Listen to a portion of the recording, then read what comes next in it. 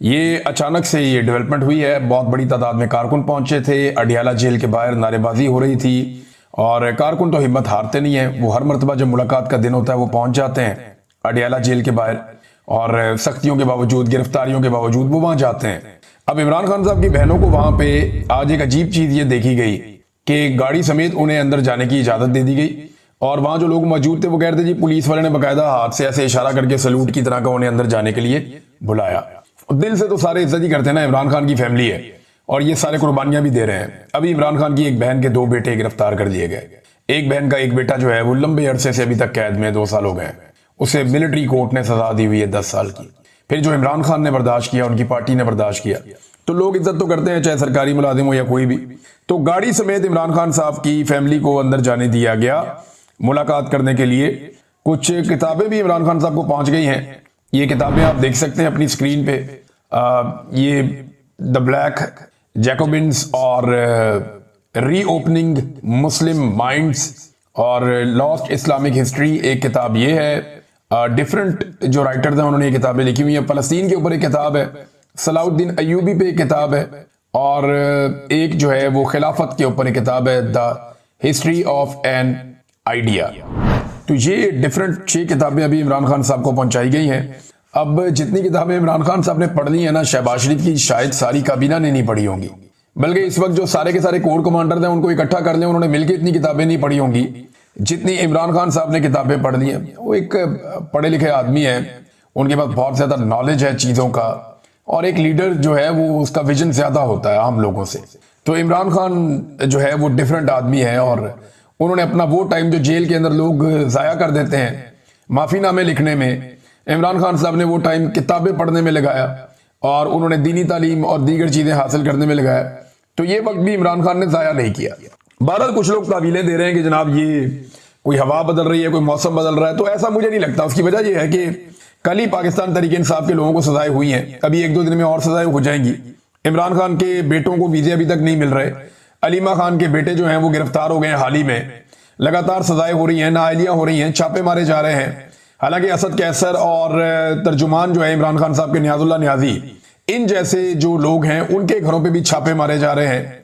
जिमनी election में pre poll rigging इस वक्त जारी है और खैबर पख्तूनख्वा में ऑपरेशन भी हो रहा है, ड्रोन हमले भी हो रहे हैं, सारी चीजें हो रही हैं। तो कोई भी अगर कोई नई तावील निकालेगा कि जनाब सिस्टम को इमरान खान को गुंजाइश दे रहा, तो ऐसा नहीं है।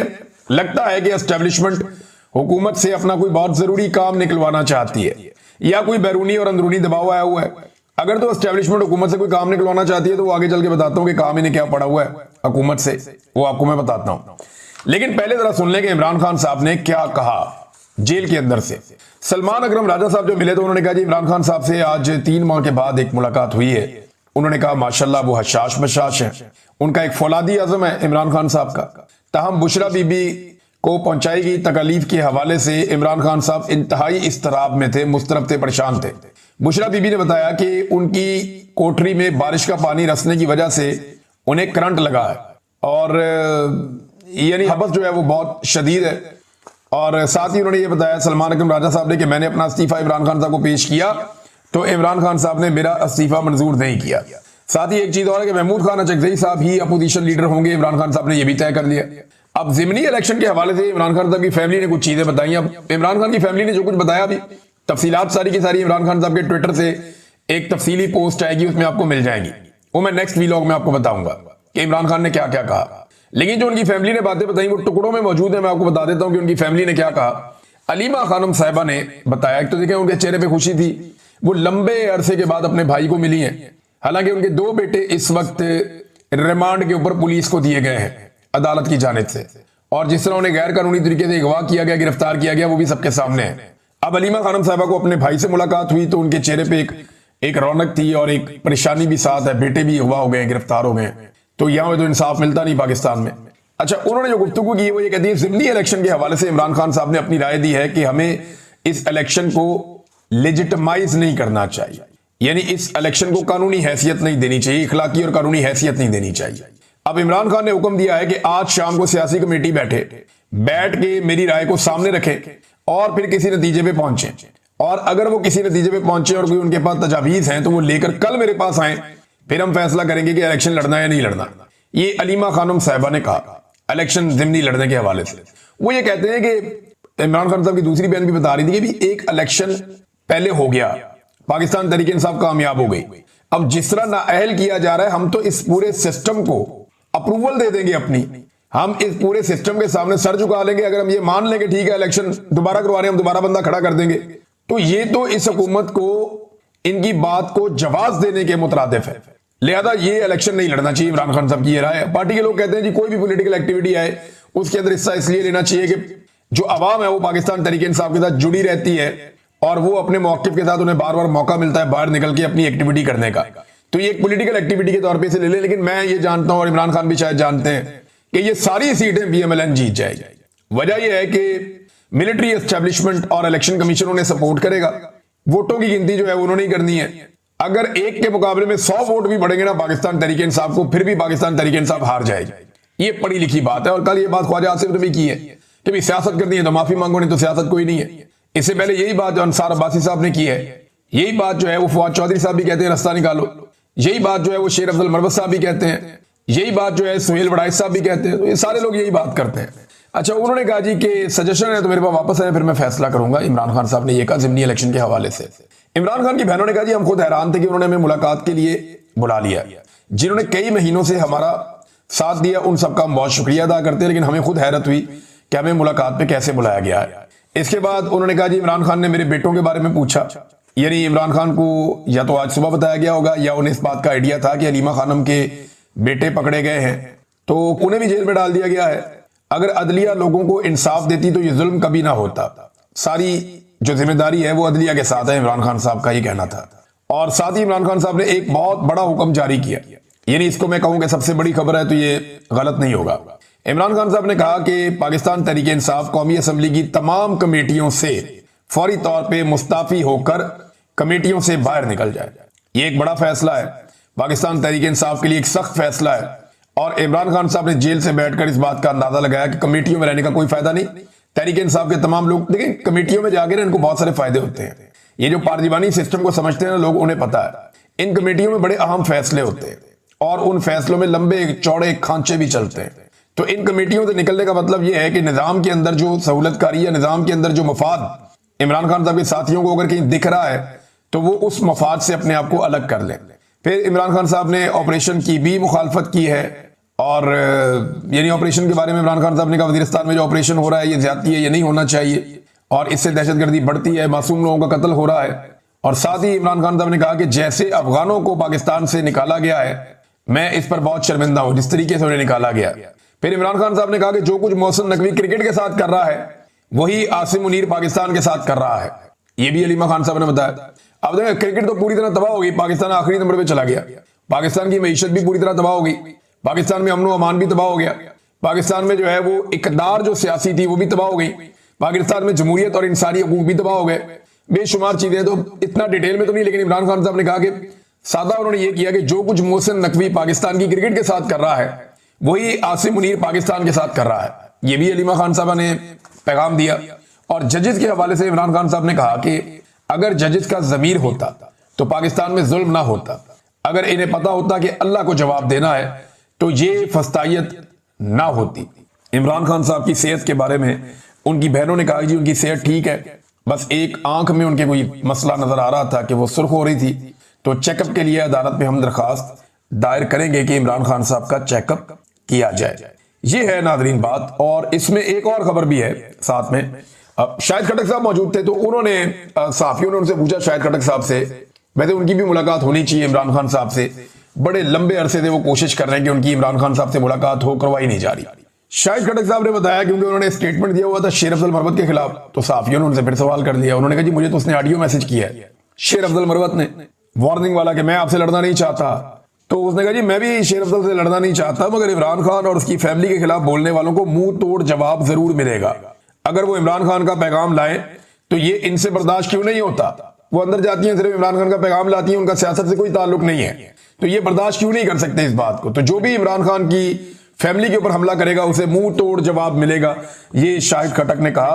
और ये पैगाम एक्चुअली जो है वो शेर अफजल मरवत के बारे में है और उन्होंने ये बताया भी कि शेर अफजल मरवत ने उनसे रब्ता किया था। अब आ जाए नादरीन वो मामला जिसपे एस्टेब्लिशमेंट को हुकूमत से एक काम पड़ गया और वो जो एस्टेब्लिशमेंट को हुकूमत से काम पड़ गया है, वो काम क्या है, जरा पहले आप ये देखें जो खबरें छपवाई गई हैं या जो खबरें चलवाई गई हैं। इसमें दुनिया न्यूज के ऊपर ये खबर चलवाई गई और पेपर के अंदर भी ये खबर छपवाई गई। कहा तो गया कि ये हुकूमती ज़राए से हैं, लेकिन अब ये जो हुकूमती ज़राए हैं वो आप सब अच्छी तरह जानते हैं कि ये कौन से हुकूमती ज़राए हैं जो इस तरह की खबरें देते हैं। रोजनामा दुनिया ने भी ये खबर दी है, फिर ये चलाई भी गई है दुनिया पे। अब वो ये कहते हैं हुकूमती ज़राए के हवाले से उन्होंने वजाहती एक रिपोर्ट जारी की है कि एक अहम नुक्ता है कि ये जो अपॉइंटमेंट हुई है आर्मी चीफ की आज से 2.5 साल पौने 3 साल पहले, अब ये जो कानून साजी की गई कि जो सर्विसेज चीफ्स हैं, जिनके अंदर एयरफोर्स का चीफ, जिसके अंदर बहरिया का चीफ, जिसके अंदर आर्मी चीफ, इनकी मुद्दत मुलाजमत को 2024 में बढ़ा के कर दिया गया था। कितना? 3 से 5 साल, 2 साल मजीद बढ़ा दिया गया था कि अब ये 5 साल तक नौकरी करेंगे। लेकिन क्योंकि ये कानून 2024 में आया और 2025 में आर्मी चीफ रिटायर हो रहे थे, तो क्या इसका इतलाक पिछले आर्मी चीफ पे होगा या नए पे होगा? अब कानूनी नुकता एक ये है कि इसके लिए एक नया नोटिफिकेशन चाहिए। वो जो नया नोटिफिकेशन चाहिए उसके बगैर ये हो नहीं सकता। अब मे बी ये दबाव नए नोटिफिकेशन के लिए हो, लेकिन सेम टाइम में ये खबरें भी चलवाई जा रही हैं कि जनाब किसी नोटिफिकेशन की जरूरत नहीं है। ये खबरें हुकूमत को भी नहीं चला रही मेरे ख्याल में। ये खबरें मिलिट्री एस्टेब्लिशमेंट की मर्जी के बगैर चलती भी नहीं है। ये लोग बड़े हसास होते हैं। मैंने एक दफा सीनियरिटी लिस्ट दे दी थी कि कौन कौन सा जर्नैल आने वाला चीफ हो सकता है, तो मुझे ISPR से फोन आ गया था कि नहीं नहीं नहीं आपकी लिस्ट ठीक नहीं है, आप ये चीज ठीक करें, अब बल्कि आप इसको डिलीट कर दें। मैं कि जी मैं नहीं करता। तो ये मुझे अच्छी तरह याद है। तो ये बड़े हसास होते हैं इन मामलात में, ये खबर चलने भी नहीं देते इस तरह की। और ये खबर GHQ की मर्जी के बगैर सवाल ही पैदा नहीं होता कि ये खबर दुनिया ने लगाई हो। तो अब वो ये बता रहे कि नोटिफिकेशन जो हुकूमत ने जो कानून साजी कर दी है उसके बाद किसी नोटिफिकेशन की जरूरत नहीं है। अब यही जो मौजूदा लोग हैं या आर्मी चीफ हैं खास तौर पे, ये इनकी मुद्दत मुलाजमत 2027 तक चली गई हुई है, उनका ये कहना है, ये उनका दावा है। अब ये दावा कितना दुरुस्त है ये तो आने वाले दिनों में पता लगेगा।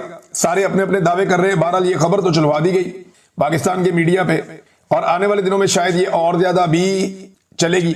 18वीं तरमीम पे पूरा टारगेट किया जा रहा है पाकिस्तान की मिलिट्री एस्टेब्लिशमेंट की जानिब से और इस पे मुबाहिसे करवाए जा रहे हैं और ज्यादातर इसमें इस्तेमाल किया जा रहा है दुनिया मीडिया ग्रुप को। दुनिया मीडिया ग्रुप जो है वो चाहे नए सूबों का बनाना हो, क्योंकि मुस्तफा कमाल साहब ने यह भी कंफर्म किया कि नए सूबों की बात सबसे पहले जो है वो अभी इस हालिया जो बहस छिड़ी है उसमें ये आर्मी चीफ ने ताजरों के सामने की थी। कराची में जब वो मिले थे वहां पे कहीं पे, तो ताजरों के सामने जब उन्होंने ये गुफ्तगू की थी, ये उसमें उन्होंने क्लेम किया मुस्तफा कमाल साहब ने कि आर्मी चीफ की जो ताजरों से बातचीत हुई उसमें कहीं उन्होंने ये बात की थी आर्मी चीफ ने कि छोटे सूबे और नए सूबे बनाए जाएं। ये आर्मी चीफ का आइडिया है दोबारा से जब ये बात हुई है बिजनेस कम्युनिटी के साथ। अब उसके बाद इसको अडॉप्ट कर लिया दुनिया मीडिया ग्रुप ने। तो आजकल बहुत ज्यादा क्लोज एक रिलेशन है दुनिया मीडिया ग्रुप का मिलिट्री एस्टेब्लिशमेंट के साथ, तो वो वहां से बहुत सारी चीजें इनिशिएट होती हैं, वो हम होती हुई देखते भी हैं।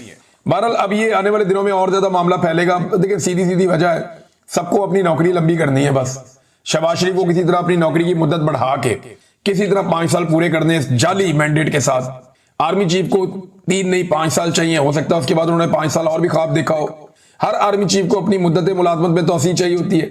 हर बंदा कुर्सी के बाद जाना ही नहीं चाहता, कुर्सी छोड़ना ही नहीं चाहता। बहुत सारे रिटायर फौजी जो हैं उन्हें मुख्तलिफ ओहदों के ऊपर बैठा दिया गया है, एक के बाद एक को नवाजा जा रहा है। तो ये सिलसिला जारी है, रिटायर होने तक ये लोग काबू नहीं आते। रिटायर हो जाए कोई तो उसके बाद उसके कुछ काबू नहीं रहता और उसकी हालत क्या हो जाती है ये आप सब अच्छी तरह जानते हैं। बाजवा को देख लें, फैज को देख लें, नदीम अंजुम को देख लें, ये ऐसे ही होता है। परवेज मुशर्रफ जो है वो 2 कमरों के फ्लैट के अंदर फौत हो गए दुबई में, तो कुछ नहीं बचता बाद में।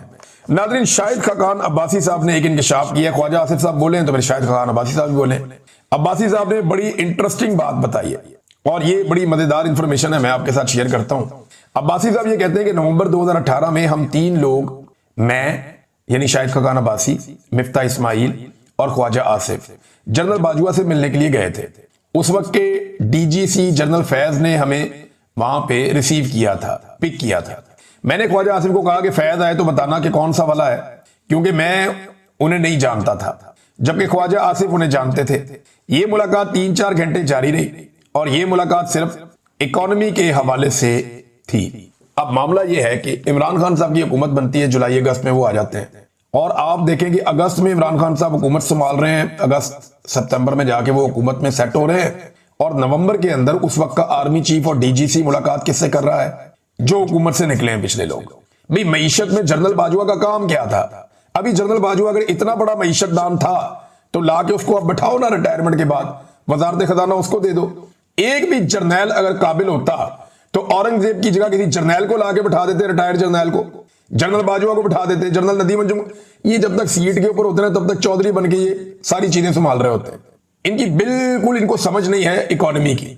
अगर इकोनॉमी की समझ होती तो जनरल बाजवा बुला किसको रहे हैं? उस वक्त हुकूमत इमरान खान की है, हुकूमत बने हुए 2 महीने हुए हैं और बुला रहे हैं शाइस्ता खान अब्बासी को, ख्वाजा आसिफ को और जनाब मिफ्ता इस्माइल साहब को। और उसके बाद जनरल बाजवा जब हमें मिले सहाफियों को तो उन्होंने इसहाक डार को गालियां दी।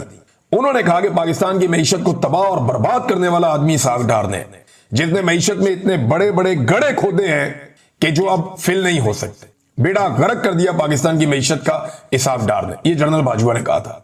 बाद में उसी इसहाक डार के जूते पॉलिश करके जनरल बाजवा उसको ले आया इक्तदार में और वही इसहाक डार जूते पॉलिश करके जनरल बाजवा के साथ मिल गया।